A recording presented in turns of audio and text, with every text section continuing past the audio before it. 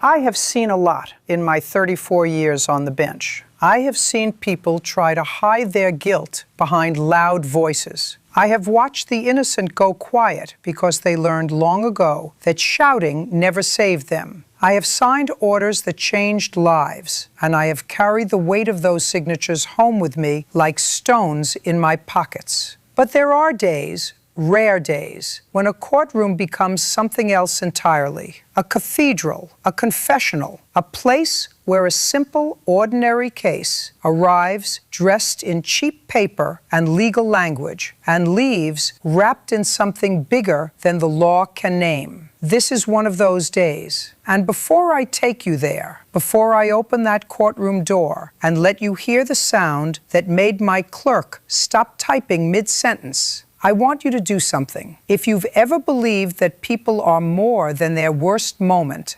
subscribe. If you've ever wondered what a judge feels when the law and mercy collide, subscribe. And right now, as you listen, I want you to comment what you think is happening. Because when I tell you the charge, when I tell you who stood at the defense table, it will not make sense. Not at first. Why would a 79-year-old retired janitor be in court for shoplifting a single bottle of children's cough syrup? Why would he steal it from the very pharmacy that knows his name?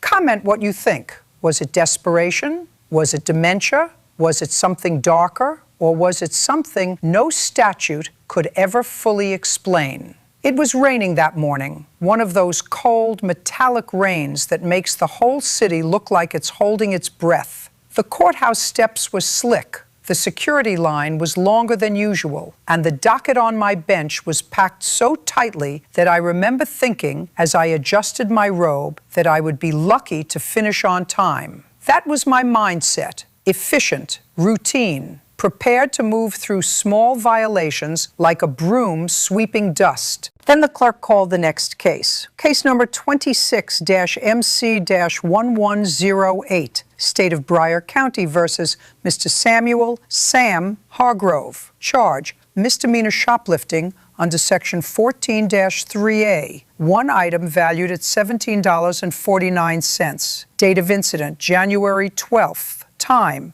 4:17 p.m. Location: Greenway Pharmacy, Elm Street. A cough syrup bottle. That was it. $17.49. The kind of case that usually ends with a small fine, maybe community service, and a stern reminder not to do it again. But when Mr. Hargrove rose at the defense table, the room seemed to shift. He stood slowly, like he had to negotiate with each joint before it agreed to cooperate. He wore a brown coat that had seen too many winters, the fabric thinned at the elbows. His pants were pressed, but the crease had softened with age. His shoes were polished, carefully, almost obsessively, like he had learned long ago that dignity begins at the feet. His hair was white, cropped short, and his face looked carved more than aged. Deep lines, a jaw that still held its shape, and eyes that carried that particular kind of tired you see in men who spent their lives waking up before sunrise to do work no one thanked them for.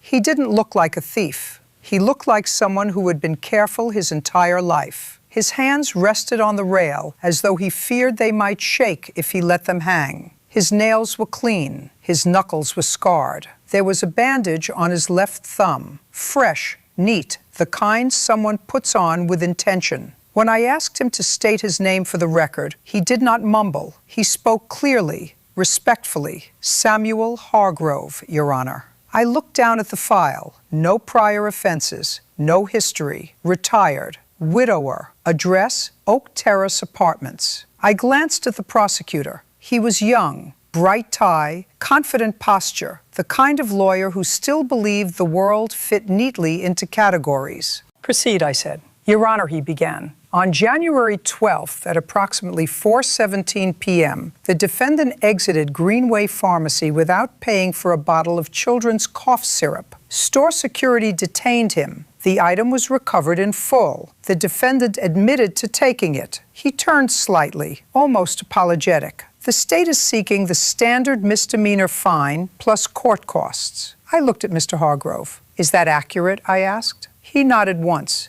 Yes, Your Honor. A simple answer. No excuse, no denial. He did not argue that it was an accident. He did not claim he forgot to pay. He did not do the things people do when they are scrambling for a story. He just stood there, shoulders squared, and accepted the words as though he had been waiting for them. Why? I asked gently, because after years on the bench, you learn that why is often where the truth lives. His throat worked, like he was swallowing something heavy. I needed it, he said.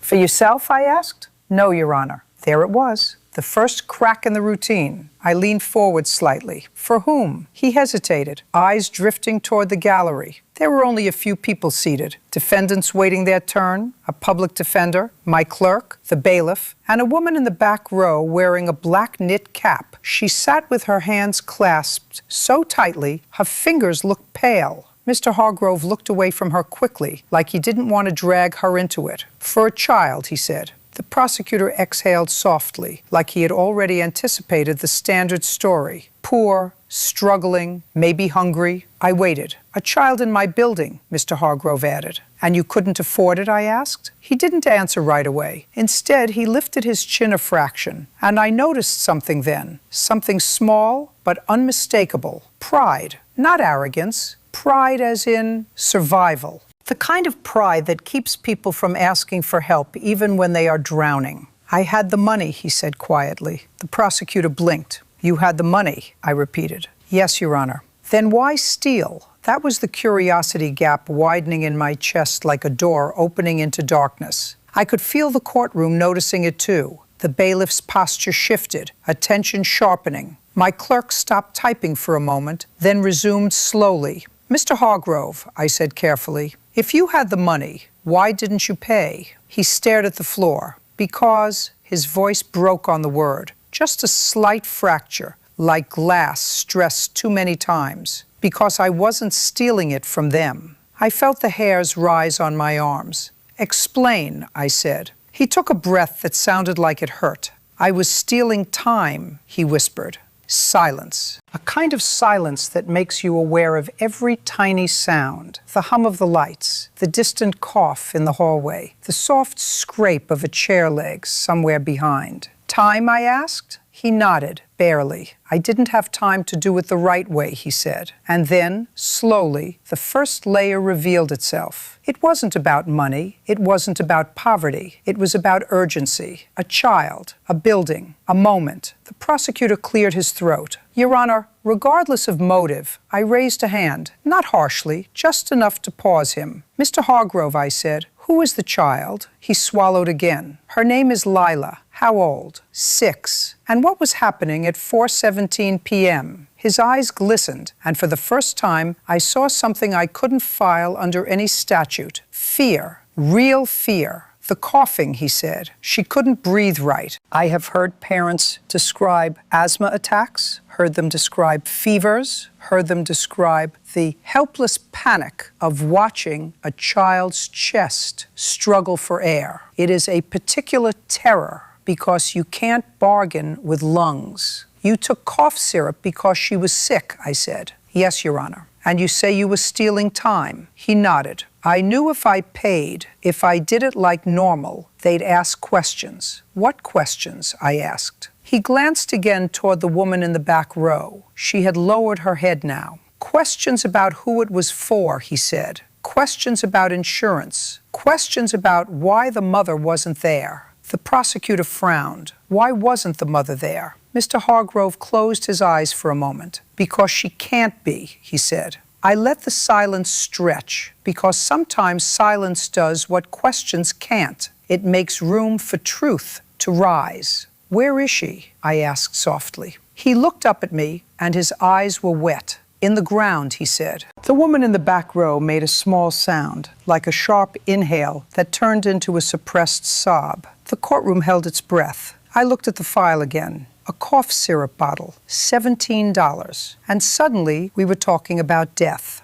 Mr. Hargrove, I said gently, who is the woman in the gallery? He swallowed. Lila's aunt, he said. Ms. Naomi Sutter. The prosecutor shifted. Is Miss Sutter the legal guardian? Mr. Hargrove didn't answer. His silence was answer enough. I turned to Miss Sutter. "Ma'am," I said, keeping my tone calm, "you're not required to speak, but if you choose to, the court will hear you." She stood slowly, hands trembling. She looked younger than the grief in her eyes, maybe late 20s. Her face was pale, and the knit cap covered most of her hair. She wore a sweatshirt with paint stains on the sleeves, like someone who worked odd jobs, trying to keep life stitched together. "I'm trying," she said, voice cracking, before she even finished the sentence. "I'm trying so hard." My clerk's eyes shone. The prosecutor looked down at Mr. Hargrove. Mr. Hargrove stood there like a wall, like he was holding the weight of their lives on his spine. I was about to ask the next obvious question. Why didn't you call an ambulance? Why didn't you go to a clinic? When Mr. Hargrove spoke again, almost like he couldn't stop himself. "Because of me," he said.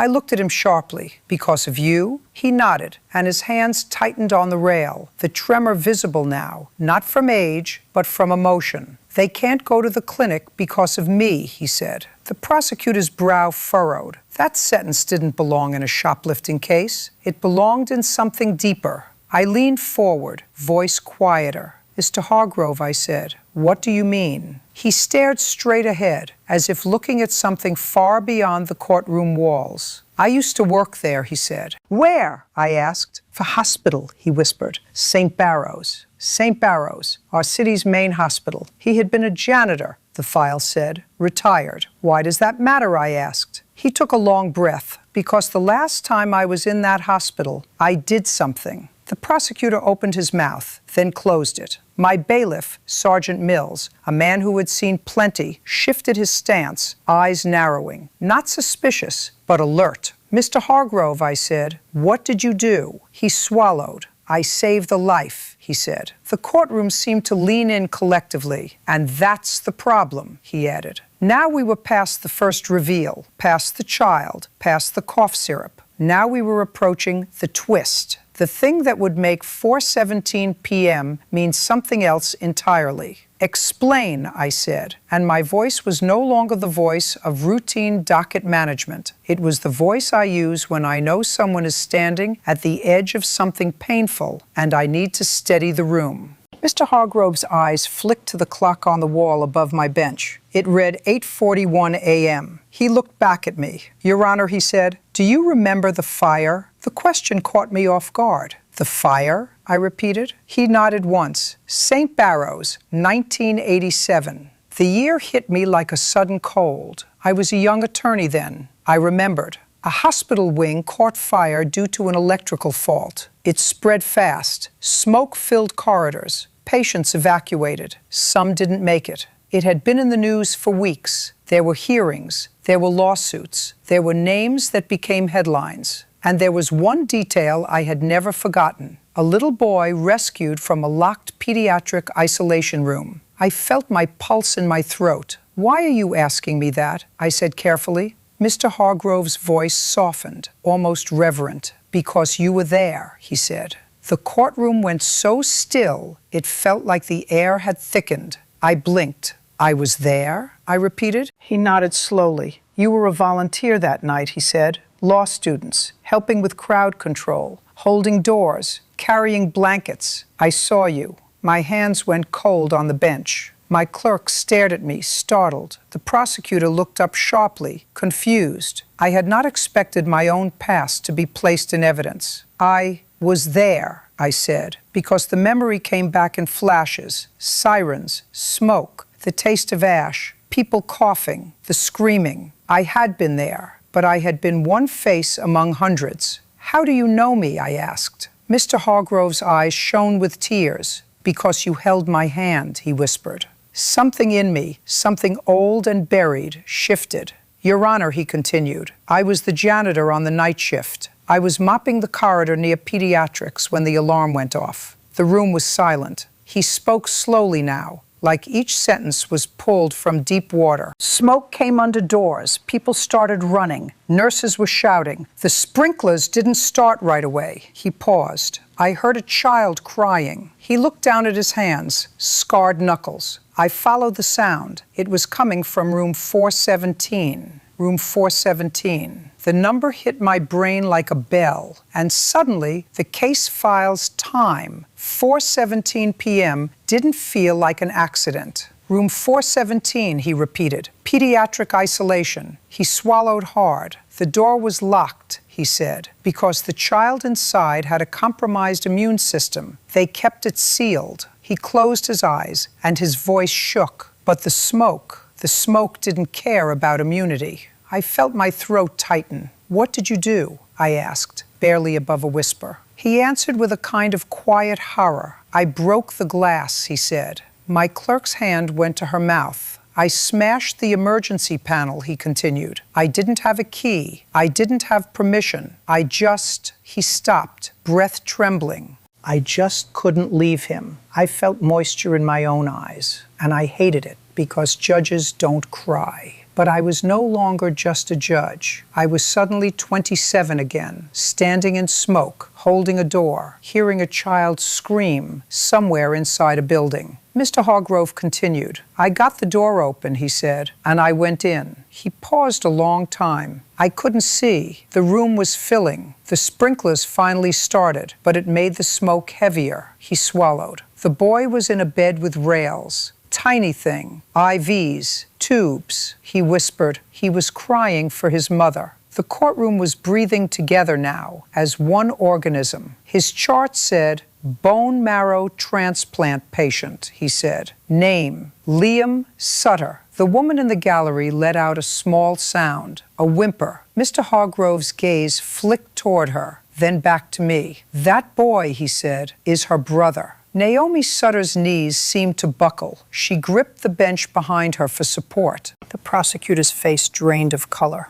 I stared at her. Your brother? I asked softly. She nodded, tears spilling freely now. Yes, she whispered. My brother, Liam. My heart hammered, and then the twist locked into place, like a final puzzle piece sliding home. Mr. Hargrove hadn't just saved a child decades ago. He had saved the child connected to the woman in the gallery. And now he was stealing cough syrup for her niece, for her sister's child, because the past had looped back into the present, and the numbers, 417, room 417, 818, the time, were no longer random. They were symbolic. They were fate disguised as coincidence. Mr. Hargrove's voice broke. I carried that boy out, he said, but on the way, he stopped, and the pause was so heavy it pressed on my ribs. On the way, I said gently, what happened? He swallowed, eyes squeezed shut. I fell, he whispered. His hands trembled harder. The corridor floor was slick from the sprinklers. Smoke was thick. I couldn't breathe. I slipped. He opened his eyes, filled with pain. I hit my head, he said. I remember the boy screaming. I remember his IV pole tipping. And then, he swallowed again. Then someone grabbed me. I didn't know I was leaning forward until my shoulders ached. Who? I asked. Mr. Hargrove looked at me. You, he said. The words struck like lightning. A hush fell, deeper than any before. I felt my breath catch. That's not, I started, but the memory surged, blurred but present. Me pulling a man by the arm, coughing, dragging someone toward a stairwell, a child in blankets, a nurse shouting. It was real. It had happened, and I had never known the man's name. Mr. Hargrove spoke through tears now. You were young, he said. You had soot on your face. You were coughing, but you grabbed my arm and you said, he paused, voice trembling. You said, don't you dare die in front of that child. Move. My clerk began quietly sobbing at her desk. Sergeant Mills swallowed hard, jaw tight. The prosecutor's eyes were wet. Mr. Hargrove continued, and now the confession became a living scene in the room, cinematic, vivid, unavoidable. You dragged me, he said. You dragged both of us, and we got outside. He looked down, and then I woke up in the hospital, he whispered, with a doctor telling me I had inhaled too much smoke, that I would be okay. He took a breath. But the boy, he said, the boy. Naomi Sutter made a sound, something between a sob and a laugh. He lived, she whispered. He lived. Mr. Hargrove nodded. "He lived," he said. He turned back to me. "Your Honor," he said softly, "I never forgot what you did." I stared at him, the weight of years collapsing into a single point. "What does this have to do with cough syrup?" the prosecutor asked, voice hoarse now, like he was asking not as an adversary, but as a human trying to understand. Mr. Hargrove closed his eyes. "Because Liam Sutter grew up," he whispered, "and he became a doctor." Naomi nodded again, tears streaming. "He did," she said. "He's an ER doctor." Mr. Hargrove continued. "And last month," he said, "he treated a woman." His voice cracked. "A woman who came in too late." Naomi covered her mouth. My stomach clenched. "That woman," Mr. Hargrove whispered, "was Naomi's sister, Lila's mother." The courtroom felt like it tilted. Naomi's knees buckled fully now, and Sergeant Mills stepped forward instinctively, ready to catch her if she fell. "She died," Naomi whispered. "She died in Liam's ER." The words were barely audible, and suddenly I understood. The cycles, the tragedy, the way the past can save you and still not spare you. Mr. Hargrove looked at Naomi with an ache so deep it was almost physical. "After the funeral," he said, "Naomi came back to the building with Lila. She didn't have money. She didn't have the paperwork. She didn't have the strength." He swallowed. "Lila started coughing 2 nights later, hard, deep, like it was tearing her from the inside." He looked at me, voice shaking. "I've heard that cough before," he said, "in hospital corridors, in smoke, in fear." He clenched his jaw. "Naomi told me she couldn't take her to St. Barrow's," he said, "because Liam works there, and he's—" Naomi interrupted, voice breaking. "He blames himself," she said. "He blames himself for not saving my sister. He won't speak to me. He won't look at Lila. He says every time he sees her, he sees the moment he failed." My chest tightened painfully. Mr. Hargrove continued. "So Naomi won't go there," he said. "She's afraid it'll break him completely. And she's afraid—" He stopped, swallowed. "She's afraid she'll break too." The prosecutor rubbed his face with one hand, overwhelmed. "So you stole cough syrup," he said, voice raw, "to avoid the hospital." Mr. Hargrove shook his head. "No," he whispered. "I stole it because Naomi tried to buy it." He paused, and his voice dropped, "and they wouldn't let her." Silence. "Why?" I asked. Naomi answered, voice shaking. "Because my ID is expired," she said. "And they said, because the cold medicine is regulated. They said I looked suspicious." Her eyes filled with humiliation. "They asked me if I was buying it for a meth lab," she whispered. "I swear to you, Your Honor, my niece was coughing, she was crying, and they looked at me like I was poison." Mr. Hargrove's fists clenched. "I watched them do it," he said. "I watched them treat her like she was less than human." He inhaled sharply. "I had cash," he said. "I could have paid." He looked down. But in that moment, I remembered room 417. He said the number like a prayer. "I remembered a locked door," he whispered, "a child inside, people outside arguing about procedure." He looked up at me, eyes blazing with quiet pain, and I thought, not again, not again. The words went through me like a blade. "I grabbed the bottle," he said. "I walked out. Security stopped me. I told them, 'Fine, call the cops.'" He swallowed, because I wasn't going to stand there while a child struggled to breathe and adults argued about paperwork. The courtroom was crying now, not loudly, but in that restrained, helpless way people cry when they don't want to be seen but can't stop. My clerk's shoulders shook. Even Sergeant Mills blinked hard, jaw clenched like he was holding back something that didn't belong on a uniformed face. I asked quietly, "Did the cough syrup help?" Naomi nodded, tears falling. "It did," she whispered. "It did." She slept. Mr. Hargrove exhaled, and it sounded like relief and sorrow braided together. "And that," he said, "is why I'm here." I leaned back in my chair, heart pounding. I looked at the file again. The violation time, 4:17 p.m., room 417. The item value, $17.49. $17.14. No, 49 cents. but the numbers mattered, and I could feel the story arranging them into meaning, whether the law wanted it or not. I looked at Mr. Hargrove. "Mr. Hargrove," I said, voice trembling despite my effort, "you said you were stealing time." He nodded. "Yes, Your Honor." "Time for what?" He swallowed hard. "Time for her to breathe," he said. "Time for Naomi to not collapse. Time for that child to get one more night where the world didn't punish her for being small."